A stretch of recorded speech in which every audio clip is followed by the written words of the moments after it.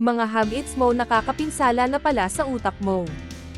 Pagsuot ng earbuds o headphone ng masyadong matagal.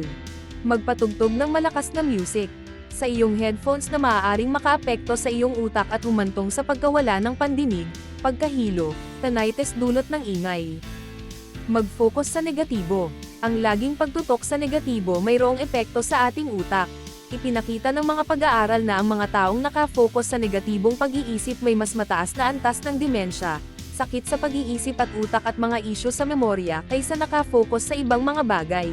Impeksyon sa tenga ay isang panganib din na maaaring humantong sa meningitis at naknak sa utak. Limitahan ang paggamit ng headphone at huwag kalimutan isanitize ito ng regular.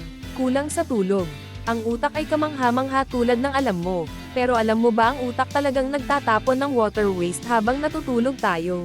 Pagtulog ng kaunti maaari din pahinain ang mga depensa ng ating immune system at pababain ang ating pag-unawa. Pagkain ng sobrang daming asukal.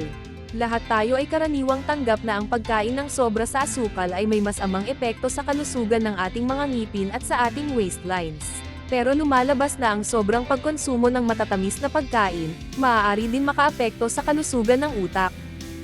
Gumugol ng maraming oras sa loob ng bahay.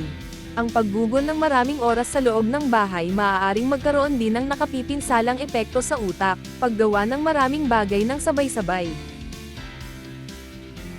Pagiging bored.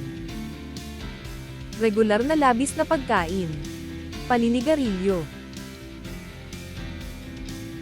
Hindi umiinom ng sapat na tubig.